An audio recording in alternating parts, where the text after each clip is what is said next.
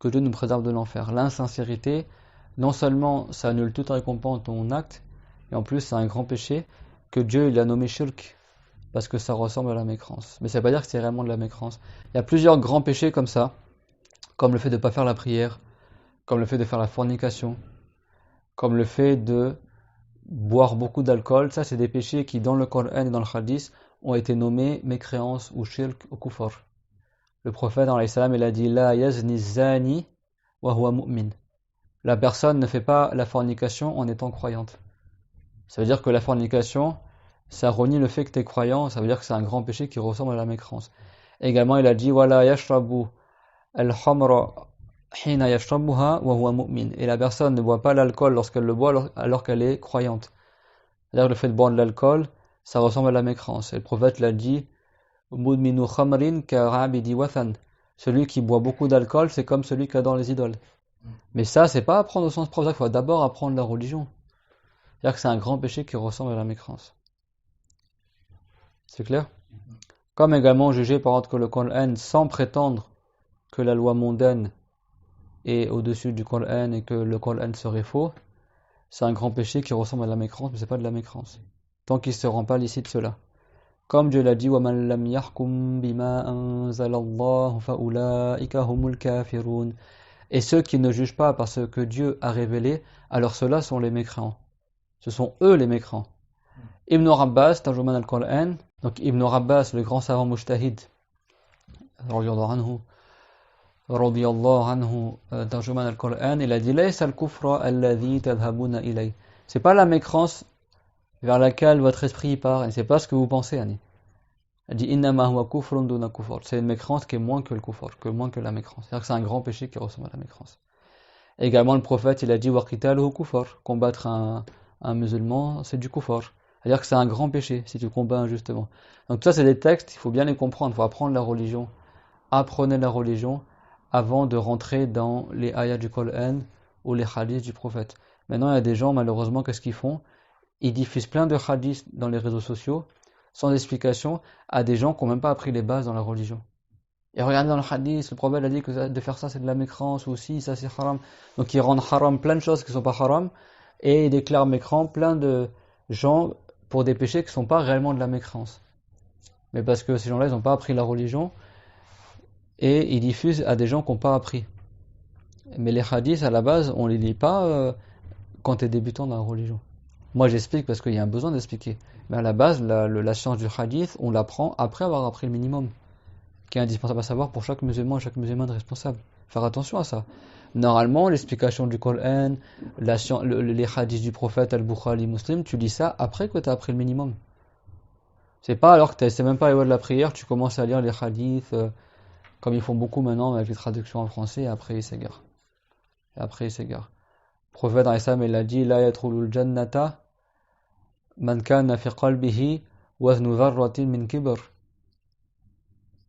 Ou comme il a dit alayhi salatu wassalam dans le hadith rapporté par Muslim, n'entrera pas au paradis, ça veut dire ici parmi les premiers, celui qui a dans son cœur le poids d'un grain de poussière d'orgueil.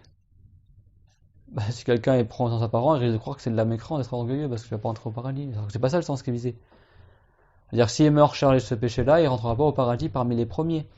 Quand le prophète dit n'entrera pas au paradis, ça veut dire qu'il sera châtié avant d'entrer au paradis. Quand on parle d'un musulman, ça veut dire quoi? Il sera châtié avant d'entrer au paradis. Ça veut dire qu'il ne rentrera pas au paradis du tout. Le prophète l'a pas dit, il n'entrera pas au paradis du tout. Il a dit il n'entrera pas au paradis, c'est-à-dire parmi les premiers.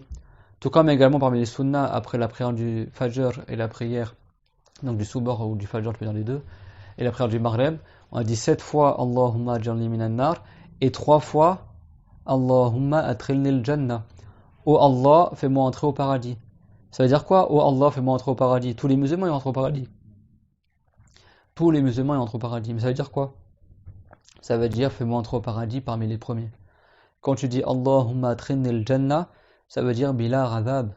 Quand tu invoques Allah, oh Allah, fais-moi entrer au paradis, Allahumma adkhilni al-jannah, oh Allah, fais-moi entrer au paradis, ça veut pas dire juste que tu invoques Allah de mourir musulman. Non, ça veut dire que tu invoques Allah qui te fasse entrer au paradis sans châtiment. C'est ça que ça veut dire. Parce que quand tu dis sans spécifier de manière absolue, fais-moi entrer au paradis, ça veut dire sans châtiment. C'est clair? Donc quand le prophète, il dit de manière absolue, n'entrera pas au paradis, et il parle de gens qui sont musulmans, ça veut dire qu'ils n'entreront pas sans châtiment. Mais ils entreront au paradis après avoir subi un châtiment. Vous avez compris la nuance?